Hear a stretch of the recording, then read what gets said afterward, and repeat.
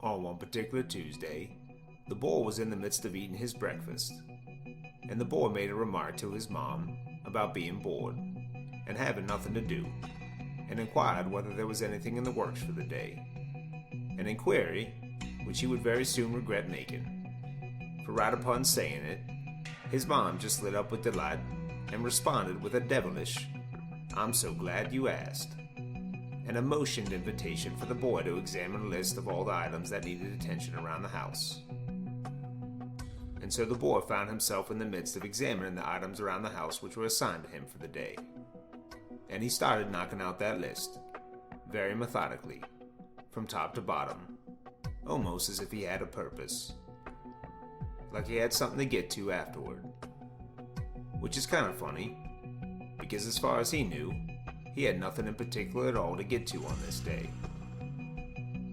I think just seeing a list of things that need to get done, and finding ourselves with the time to do it, as long as they are in our reach or capacity to get to, just quite naturally, propels us to get to it.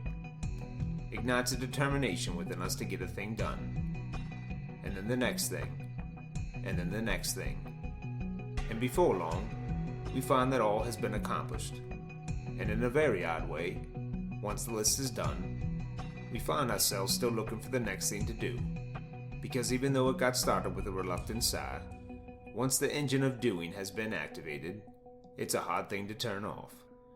So the boy, with his completed list of chores crossed off, and proudly in his hand, searched for his mom to show her.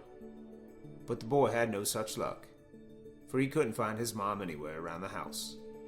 So he set the list aside, and not knowing what to do with himself now, just found a nice spot on the couch to take a load off from all his labor. And as he rested on the couch, his dad strolled in and took notice of the boy just lying on the couch, and immediately started in on the boy with a presumptuous gaze, and remarked at how there was much to do around the house, and that this was not a day where the boy was just going to lie around and not contribute to the cause. And as he continued on, the boy tried to get his attention to make his defense, but his dad was on a tangent, and not for hearing the boy's excuses. And while his dad continued on about what the boy needed to get to, the boy just got up to grab the list, which he just spent all morning on. And before the boy even got to showing his dad the list, his dad all of a sudden cut himself off from the tangent, because as he walked around, he started to take notice of the condition of the house, and the evidence that the boy had indeed been at work. And not just that things got done, but it was indeed a morning's work done well. And as the boy proudly presented his list of accomplishments, his dad felt pretty foolish, and very quickly changed his tune with an embarrassed smile, and issued an apology for rushing in the house full of assumption and an accusatory posture. And his dad asked the boy where his mom was. The boy just shrugged his shoulders, because he was wondering the same thing. And right then, his mom strolled into the house, with a refreshed appearance and delightful demeanor to her. For the boy getting to work and helping out gave her the gift of open space and some room to do something for herself on this Tuesday, which made his dad even more thrilled with the boy, because he had a special afternoon planned for he and the boy's mama. And he knew the immense difference between a tired and a refreshed mama. And despite the boy being completely unaware, his mom and dad did indeed have something to celebrate this day, for it was their wedding anniversary. And with that, the boy also had no idea that his mom did have a nice surprise in store for the boy. And with that, she told the boy to pack a bag and go get changed into his bathing suit, for his aunt was on her way to pick up the boy for a day at their pool, which got the boy excited. But that excitement was immediately followed with some reservation and some questions from the boy, for even though he loved the days going to his aunt's pool, He also knew that meant he would end up spending the day with his spoiled cousin who had it all. A cousin who he looked forward to seeing once in a while, but also one who could be quite annoying, because he had an unflattering tendency of brazenly making you acutely aware of all the things he was rich in, and a constant reminder of everything you weren't rich in. And the boy asked his mom if it at all was possible for him to invite a friend to come along as well. But his mom quickly shut this idea down. And then the boy asked his mom if they were going to be coming with, to which his dad quickly interjected and looked to his mom, letting her know that he had some plans in store for just the two of them.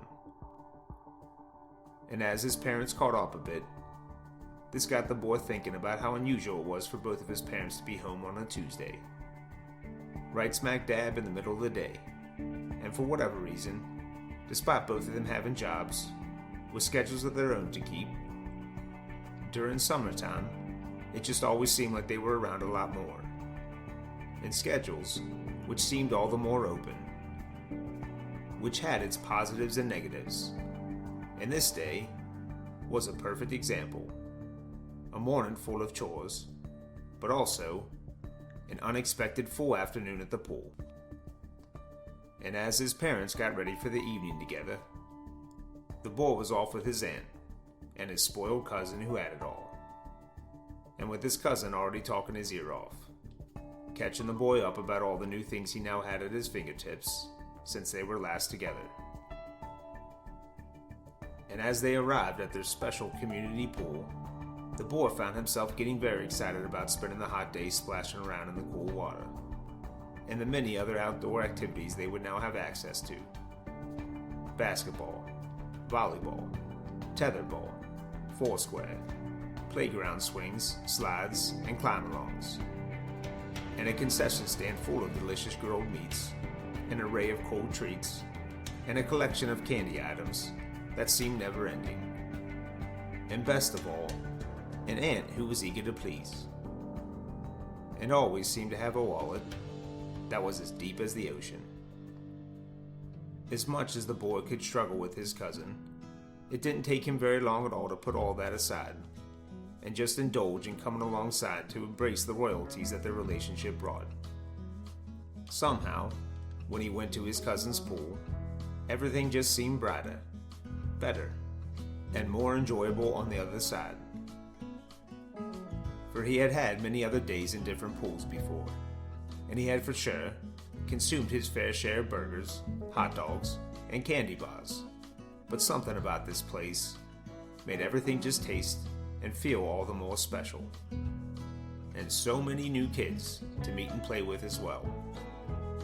And as the boy got his way through those pearly gates and entered what always felt like a secret society made up of special people, it typically took him a bit to settle in, for he was highly aware of the difference between the mark as an outsider, a red wristband which he was required to wear, and the mark of membership. For along with his cousin, all the kids had their special shiny medallions attached to their bathing suits, which always seemed like they were permanently attached, almost like they had come stitched in with the bathing suit. But with each annual visit, it took the boy less and less time to stop being so conscious of his mark as an outsider and put aside the unnecessary internalizing of imposter syndrome. For the truth was, the boy had come often enough over the years that he had become a familiar face and welcome guest among some of the regulars. And on this trip, it took the boy practically no time at all to just throw away those pressing thoughts.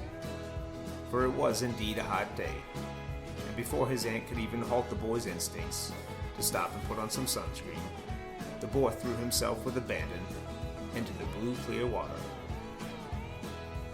And with that, the day was off and running, and the boy didn't look back for a minute, was going to take full advantage of the spoil that was right in front of him, with some new faces and friends to make, and some familiar ones to get reacquainted with, even for just a day.